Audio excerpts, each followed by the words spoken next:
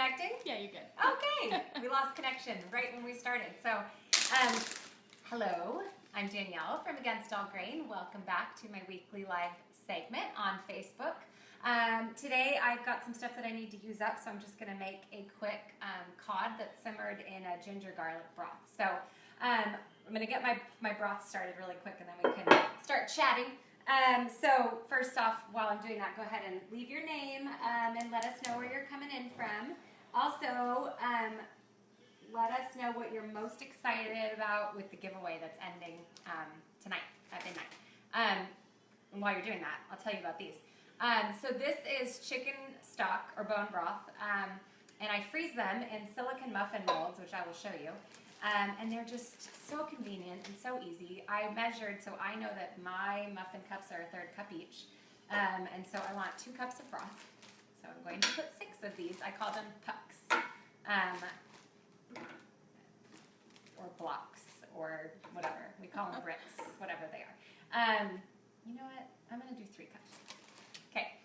We have Shannon from Connecticut. Shannon, hi. I have to count these. Sorry. 1, 2, 3, 6, 9. Okay. Beth from Louisville, Kentucky. Hello. I'm going to put these in the freezer while I say hi to you guys so they don't melt and get everywhere. Michelle from Anaheim, California. Hi, Michelle. We love Anaheim because we love Disneyland. We're a big Disneyland family.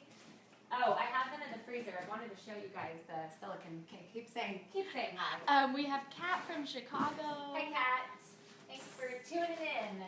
Cindy from Capitola. Hi, Cindy. That's close to us. Wow. Irina from China. Oh, nice. Wow. What time is it there? Okay. So this is, so what I do is I make a huge batch of stock, and then I usually will chill it in the fridge first so I can scrape off some of the fat. And then we just put them in this. This is just a silicone muffin mold, and freeze them, and they just, show you, they pop right out, and then I freeze them in a container or a Ziploc bag. I reuse the Ziploc bags for these, so it just kind of stays in the freezer. And I have them at all times. So sometimes I'll just pop a few into a saucepan so that I can drink a mug in the morning. Other times I use them in recipes. Sometimes I just throw them straight into the slow cooker if I'm going to be making soup. So they're super convenient. Anything else? Yes. 10% battery remaining. Oh no! Down quick. Okay, we're gonna have to plug in. I tried to charge my phone before I hopped on here, and for some reason it didn't do anything. So I wanted to take, while this is simmering and while melting down, I'm actually gonna do 4 cups. I'm making up this recipe as I go. Wow, these ones are really big. So that might be a little more than 4 cups. Yeah, that was the big one. Yeah, that's all right. Okay, so really quickly, while this is melting down, I'm going to take the phone, and then I'll have to find an extension cord really quick. Sorry, guys. We should be more prepared after doing this every single week. First of all, we're doing a big mailing of Celebration, so it's a total mess in here. And then second, what I wanted to show you really quick while that stock is simmering down is, well, first of all, if you haven't seen it, there's a new beef fried rice with cauliflower, so make sure you check that out. This is my blog, againstallgrain.com, if you're new here. Second of all, you have a few more hours. You have until midnight Pacific time to register for the giveaway. So you want to pre-order. You want to send your receipt to Celebrations giveaway at againstallgrain.com. You can win this almost $400 high-speed blender from KitchenAid. U.S. Wellness Meats. I'm going to pick you out all of my favorite grass-fed and organic meats. And then you get a Whole Foods gift certificate. Natasha, yes, you definitely should start freezing your broth in muffin tins. It will change your life. So make sure you do that today. If you pre-order, you're going to also get 7 recipes for free. These are not them. These are actually in the book. This is just to give you a hint of what's in the book. That fudge will change your life as well.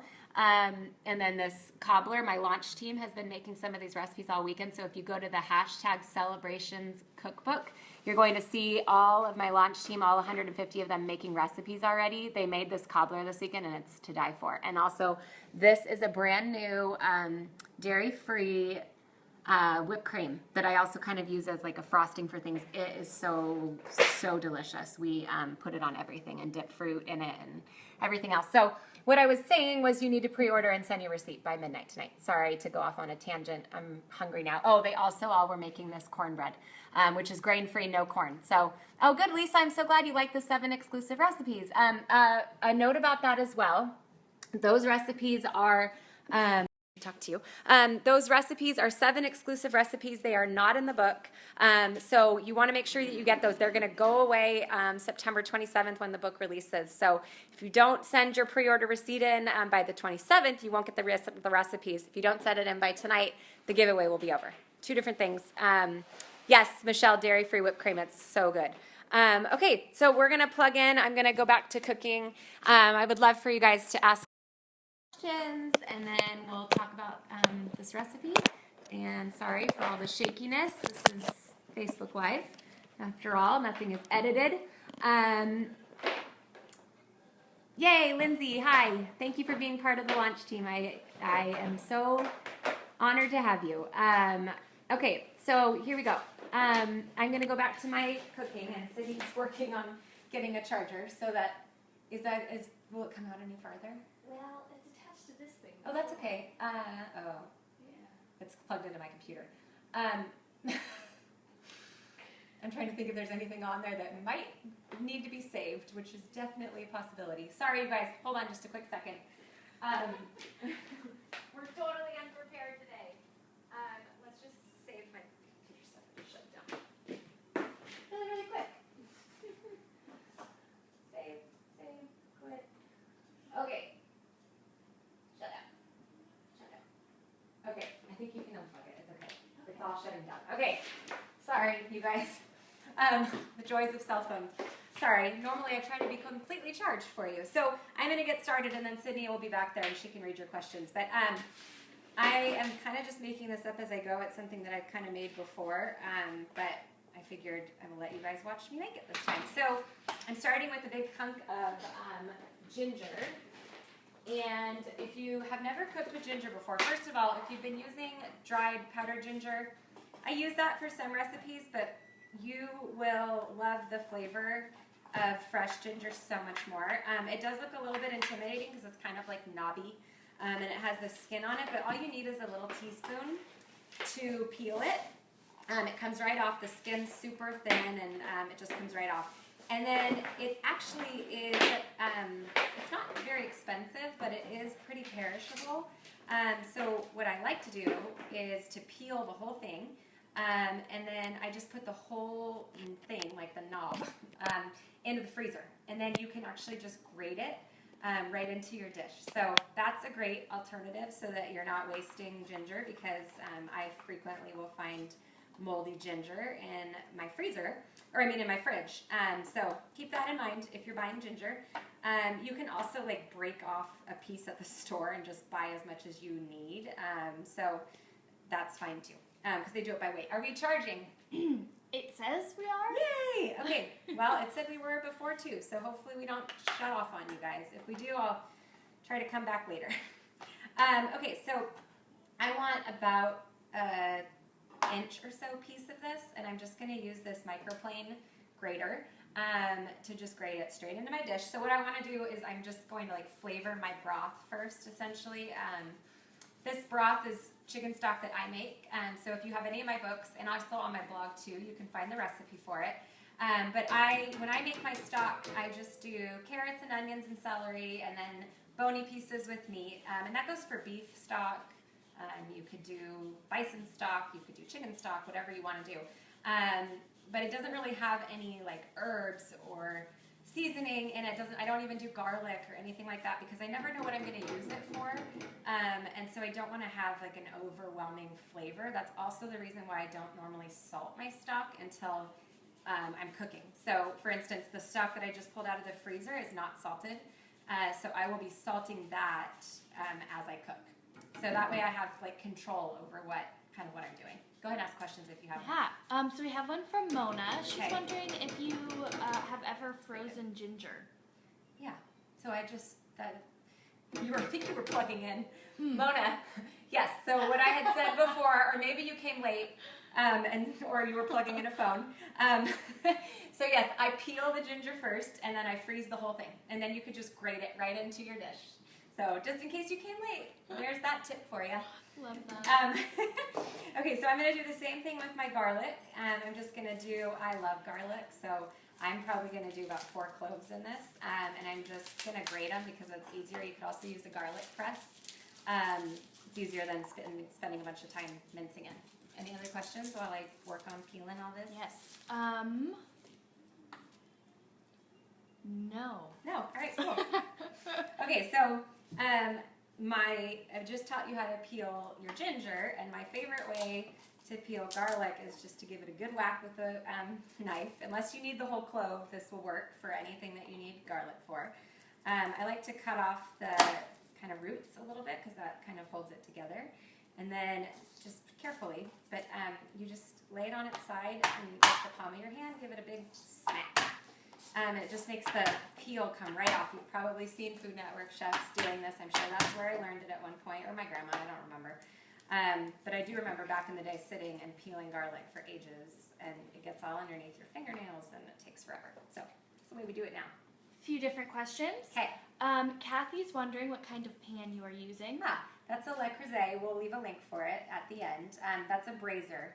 Am I out of focus or out of frame? Sorry, step out. That's I want to say it's a 5-quart brazier. I love it. It's so it's cast iron, but it's enamel coated.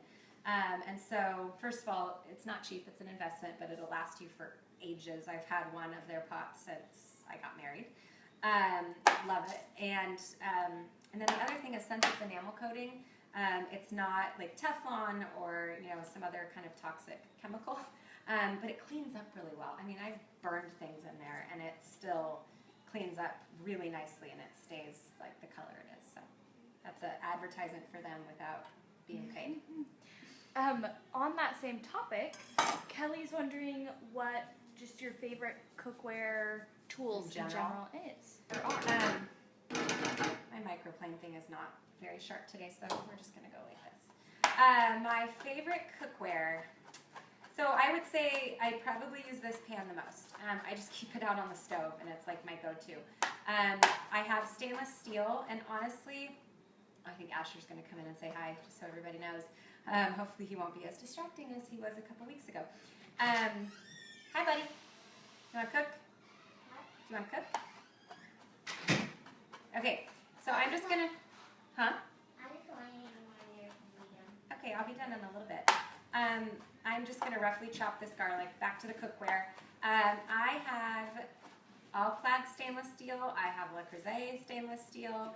And then I have also cooked with the Costco stainless steel. It's like the Kirkland brand. And to be honest with you, I don't notice the difference with any of them. So if you're looking for just a new set of pots, like for instance, if you're getting rid of all of your non-stick toxic stuff, and you just want to get a good set of pots and pans, I would suggest going to Kirkland and getting their set. It's a great set to start out with. Julie is wondering if she has access to your blog and all of your cookbooks. Yes. Should one buy the Cookery app as well? Yeah, well, okay, so if you don't know, I have an app called Cookery. It's on the Apple Store, and I'm sorry, you guys, the Android users, we have tried, our developers have installed for a while, so we're just waiting on them. So the biggest thing for the app is if you like to meal plan and if you like to use grocery lists. So the app recipes are all on the blog, except for some. Sometimes I do exclusive recipes that are just on the app that I create specifically for that. So if you want to be able to use clickable grocery lists, if you want to make meal plans, if you want to make notes in the recipes, there's also timers in there, and there's nutritional facts. Oh, that's a huge key actually. There's no nutritional facts on my blog, but there are nutritional facts in the recipes on Cookery. So it's kind of up to you if you want it or not. I'm going to add a couple tablespoons of coconut aminos, which are made from the sap of coconut. So it's like a soy sauce substitute. Hey, Asher. Ash. If you're going to be in here, honey, you should be quiet so it's not distracting, okay? Or you could take that inside and go look at it, okay? And then I'm going to add about a tablespoon of fish sauce. This is my favorite one, Red Boat fish sauce. Just adds a little punch, a little saltiness, and then just a teeny bit of toasted sesame oil. questions. Mona is wondering what oil you like to fry with. So my favorite frying oil, just because it's the most, I think, cost effective, and it doesn't burn very easily, is palm shortening. If you get it from a sustainable source that's eco-friendly, you can get it from Tropical Traditions and Spectrum. Otherwise, I think avocado oil is probably one of my newer favorites. It has a really high smoke point. So I would say those are some of my favorites. I mean, if you can have access to pasture-raised tallow or duck fat, things like that, those would be really great options as well. Okay, so the smells delicious. It's just, I'm going to let it simmer away so the flavors just kind of continue to meld in there, and I'm going to do just a little bit of salt. I got some salt from my coconut aminos in my fish sauce, so I want to taste it before I salt it too much. But and then I'm just going to cut up some veggies, really whatever you have on hand. Our zucchini plant in our garden is still going strong, so I'm going to cut up a little bit of this. I'm going to cut some carrots. I have some shiitake mushrooms. We actually have a bunch of yellow squash, so I might spiralize some of those and serve it over that. The boys are probably going to eat it over rice. But questions? Yeah. Where did it go? That's good. Oh, Andrea is wondering what kind of salt you use. So I always use sea salt, and when I write my recipes and the way that I call for it in my recipes is a fine grind sea salt. If you're substituting in like a table salt, it's going to be a lot more finely ground, and so it's going to measure differently. So you're going to get really, really salty food if you don't use that. So I'm going to start julienning my carrots. Julienne slicing, not julienning. That's not really a word. If you haven't seen this, this is like a $6 tool. It's kind of awesome if you don't have, I always say if you don't have the knife skills of like an Iron Chef, which I don't because I trained myself to cook, but it creates these really great julienne pieces of vegetables, and all you do is just kind of drag it over it. These are super sharp, but it's a really fun thing to do. Yes, while I'm working on this, anybody else that has questions? Let's see. So as I was thinking about what to make tonight, I was like, you know what my issue is with Tuesdays is I always bake something or, you know, do something like that, and then I finish this up at like 4:45, and then come dinner time, I haven't made anything. So I was like, tonight I'm gonna make dinner so that I can kill 2 birds with 1 stone. Buddy, are you looking? Look at these, aren't these cool? They're like little, almost like little noodles, huh? That's weird. So weird. So some people are also wondering, a while ago you talked about the Costco olive oil. Yeah. Do you know the brand by chance? Yes, because we just bought like 4 of them. Hold on. You know, it's just the Kirkland brand, actually. It's just Kirkland, so it's big. It's not in a glass container, which I don't love, so sometimes I actually transfer it to like an old glass container that I have. It's in plastic, but it's a dark plastic container, so it's not oxidizing, hopefully. But it was on one of the safe lists of the ones that are not mixed with other oils. So I also really do like to order, there's a brand on Tropical Traditions website, that's typically the one that we keep in the kitchen the most. But they've been out of stock for a while, so that's Costco is kind of our fallback. Can you use frozen cod or is fresh best? Yeah, so actually my friend went fishing in Alaska, if you're watching, thank you, and brought us some frozen, I mean it was fresh and then frozen, some frozen cod, and so that's what I'm using, and I just thawed it out. I mean, make sure that you get it from a good source, wild, obviously if possible, but it's just going to taste better and making a mess here. Okay, so that's that. There's my carrots. And I'm going to do the same thing for my zucchini. Okay. From the garden? Yes, from the garden. Boom. I knew it. Who grew this? You. Well, you. You planted the seeds. Both of us. Both of us. It's true. Okay. Any other questions? Ooh, what is typically your go-to breakfast or lunch? So, breakfast, gosh, lately it's been like the leftovers of my kids' breakfasts because getting out to school, Ryan has a new job, so he's gone before the kids, or before Asher has to go to school. By the way, I like to stop, sorry, I have to keep cutting myself off. I like to stop when I get to the seeds of zucchini because they just hold a lot of moisture and they can water down your dish. So I stop when I get there, just FYI. So breakfast. So yeah, a lot of times it's the leftovers of my kids' breakfast. I snack on like Easton's leftover eggs and Asher's leftover nut-free zucchini chocolate muffins that are on my blog and on the Cookery App. And then if I really don't have time, I like to make a smoothie and I put some almond butter in it and coconut milk for some good fats And for also dinner. for protein. Do I drink a smoothie for dinner? No, sometimes you like try to eat the rest of your dinner. Sometimes I eat the rest of your dinner. I did that last night with your chicken nuggets, huh? That's why. That's why. So that I would say we do like to keep muffins in the freezer. Asher likes the smoothie too, so sometimes I throw in the vital proteins like collagen in there. No salt, dude. You think it's a game now? And let's see, what else for breakfast? Oh, lately I have been having sausages in the freezer. So I have a sage and maple syrup sausage, breakfast sausage in my first book. I love to make a big batch of those. Okay, you're gonna get in trouble. Remember we talked about this. If you want to come out here, you can come out and help, but you can't be distracting and you can't be disobedient. Sorry guys, stern Danielle comes out. Okay, that's some breakfast ideas. If you follow me on my Instagram, I post a lot of what I eat. So you can see kind of more of my daily things. Lunch, I love to get fresh sliced deli meat, so it's a lot better for you. So I'm going to add all this to the pot, by the way. I like to get Diestel brand, and I get it sliced, and then I love to just roll that up with a little bit of like avocado oil mayonnaise and mustard and some pickles and tomatoes, and I roll it up in lettuce. Go play. To hide the salt. Whoever thought of hiding salt? Okay, so, Penny. Okay, I'm gonna get a spoon. Next.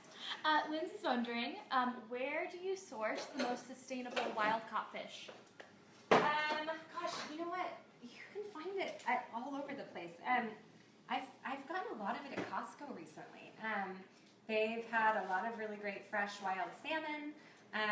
Otherwise, Safeway actually has a really good seafood section that's reasonably priced, and they have a lot of wild.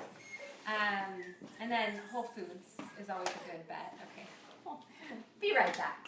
Okay, you're gonna knock over the phone. Okay, come on out. I know, go ahead. You can take this out with you. I just don't want you to knock the phone. Okay. Okay. Bye. I'll see you in a little bit. Okay. Bye. The last thing I'm going to do, I'm going to let this cook so it softens. It's going to cook really fast, like maybe about 5 minutes, and then I'm going to cook the fish separately just so they cook evenly. The last thing I'm going to do is just peel, although you could chop this too, but it just looks pretty. I'm going to peel a little bit of scallions, green onion, whatever you want to call it. Sam is wondering, what does one do when allergic to coconut? Is tamari okay to use? And for a sub for the coconut aminos? Totally.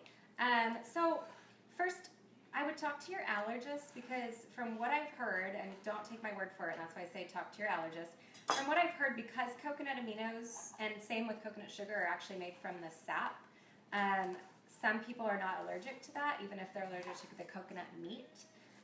So double check and make sure, because if you can have them, they're both delicious. But yes, if you cannot have them and you are not sensitive to soy, tamari would be your best bet. So I will say tamari is better than what's it called? Bragg's liquid aminos, because that's not fermented. And so I like to use fermented soy because it's just more easily digestible. And so if you can tolerate soy, tamari. I will say it's more salty than coconut aminos, so just keep that in mind. You probably won't need to salt your dish as much, especially if you're using one of my recipes. I would just cut down on the salt by probably half, if not more. Questions? Yes. Okay. Let's see. This is not working. Some people are wondering the brands of your knife. Okay. Or knives. So this is a Shun knife. They're my favorite. Again, they're not cheap, but I saved up. I got one every Christmas for like 6 years. And so they're worth it. I mean, I use them all the time. I think the biggest thing with knives you can get a reasonably priced knife set. I think the biggest thing that people don't realize is how often they need to be sharpened. They should be sharpened like at least every few months. And you want to take them to go get sharpened. So I take mine to Sur La Table. A lot of times at like farmers markets, you can get them sharpened there. But it's really important to keep them sharp because they do get dull really quickly. And I need a clap. Okay, question? Do you have any tips for Sunny, who made your blueberry muffins from Meals Made Simple? They didn't rise that well. Any ideas? Blueberry muffins? Yes. Sorry. They didn't rise. So let's see, I'm trying to remember that recipe because I don't have it in front of me. I would check your baking soda. First of all, baking soda does expire and it won't rise. Let's see, I can't remember the recipe, so we may have to come back and comment on that one later because it's hard for me to troubleshoot without having it, and then also it's hard for me to troubleshoot without knowing if you made any substitutions or anything like that. So I will try to come back into the comments and answer you in a little bit. Okay. I'm taking this all out, and then I'm going to do the fish. So, also, this is I feel like I say this every time. This is actually a fast and easy recipe, but because I'm chatting with you guys, it's taking like twice as long. Also, I have a lot of tips on my blog, and especially in Meals Made Simple, about how to just try to prep ahead and make things a little bit easier. Celebrations, the new book, also has make-ahead tips on every recipe so that you can not be stressed out during your holidays and your celebrations and your birthdays. So it gives you tips on how to prepare things a few days in advance and how to freeze some things and stuff like that. Because when you are cooking from scratch, you know, it's definitely a little more time-consuming. And so if you can get some of this stuff done in advance, that's going to help. So like I could have done the carrots and the zucchini and the mushrooms last night. I could have done it while Easton napped today. I wanted to show you guys, so I didn't have it done. I could have had the garlic chopped up, and I could have just put that all in the refrigerator so that at dinner time I literally could just throw everything into the pot and this would be on the table in about 15 minutes. Any other questions? I'm reading through, seeing if we got any. Okay. I have to remind you guys that because we're here every week, and if we see a lot of like repeat questions that we've answered, sometimes we won't answer them just so people that are here every week don't have to hear repetitive things. I also have a frequently asked questions page on my blog, so sometimes if the answer's there, you can check there as well. Okay, I'm just going to slice my cod fillet into 4 smaller slices. My kids don't eat, I mean, they eat fish, but they don't eat a ton of fish, so I don't get like the biggest pieces. You know, if you, this recipe, you could make as much fish as you wanted, honestly. You want it to be skinless and boneless, to have the bones removed. Megan's wondering if you have a good cream cheese alternative. I do in celebrations, Megan. There's a cream cheese, well, it's a cream cheese frosting, so that's probably my favorite. Otherwise, Kite Hill, right? Yeah. Sorry, I'm trying to remember. It has. They have a cream cheese substitute that they sell at Whole Foods, and I've seen it a couple other places, like more specialty food shops. That's delicious. So that's a great option as well. And Jennifer is wondering, can she use fresh Alaskan salmon with this recipe? Yeah, I was going to actually recommend, I was actually going to use halibut, but I didn't have any in the freezer like I thought I did. So yeah, you could really substitute in any recipe you want. So I'm just simmering these, depending on how thick they are, I would say about 5 to 7 minutes. You don't want them too firm. And then I'm just going to add those veggies right back in. If you have a big enough pot, and I'm just kind of covering the top with some of the hot liquid just so that it kind of cooks evenly and doesn't dry out. If you have a big enough pot, you could probably scooch the vegetables over to one side and cook it kind of all at once, but I just like my vegetables kind of crisp, so I take them out and do the fish separately. Missy is wondering how you balance working, kids, and cooking every night. She says she finds herself eating out a lot when it's rather cool due to fatigue or time. Yeah, so it's hard. I learned with Asher that if I wanted to have a good dinner on the table, first of all, I needed to rely on my freezer. And so I would make, if I was making something, I'd make double and I'd stick one in the freezer. For instance, like right now, we always keep one of my grain-free, dairy-free lasagnas in the fridge. That recipe's in my first book, Against All Grain, or in the freezer, excuse me. Because that way, if I have unexpected company, my in-laws come over, we have friends out of town, my sister comes to stay with us, or if I have a really busy day, then I know that I can just pull it out of the freezer.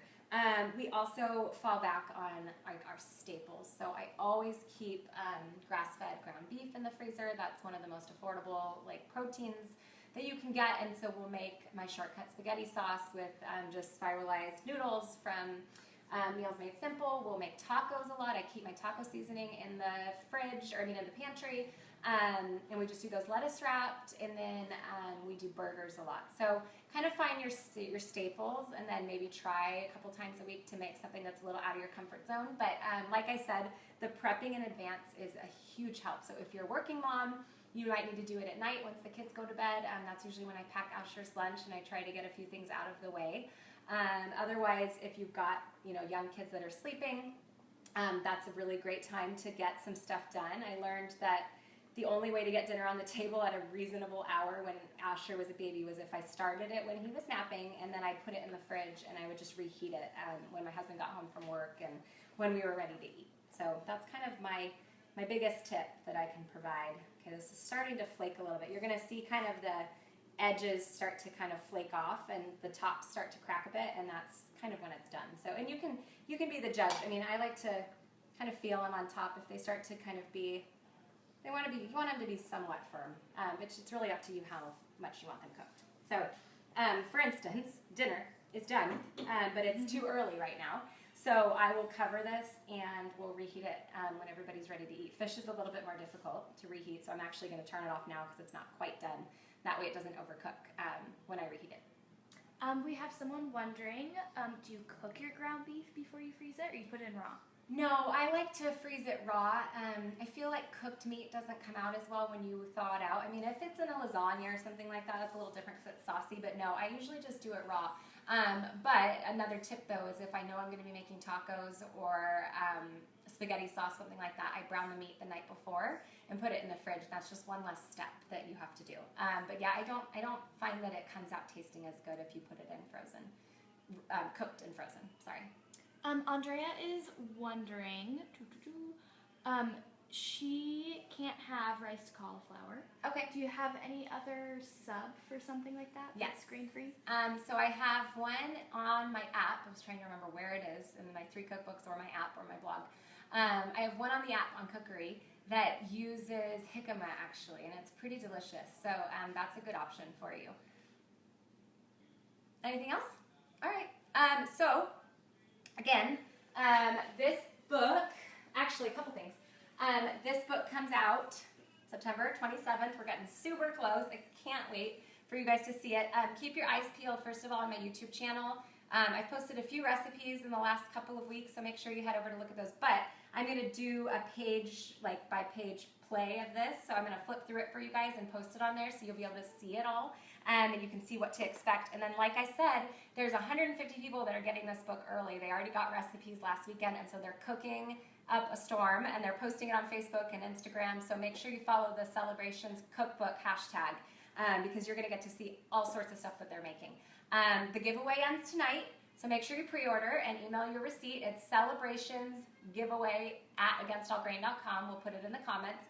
And I think the last piece of announcements is that I'm going to be going out on my book tour. So I'm starting in New York at the very end of September on the 27th, and I'm going to 25, I think, different stops. So please make sure that you visit my events page on my blog or check it out on my Facebook, and make sure to see if I'm coming to a city near you, because I can't wait to meet you guys. It's always my very favorite time of the book launch process, is to get to meet everybody and hear your stories and hear why you eat this way, and of course to hear that you're enjoying my recipes is the best thing that I can hear, the best feedback. So check out the events, and I hope to see you guys out on the road. And then, the next week and the next week, I'm going to be cooking recipes from this book and giving you guys a little bit of sneak peek. So make sure you come back next Tuesday, 4 o'clock Pacific.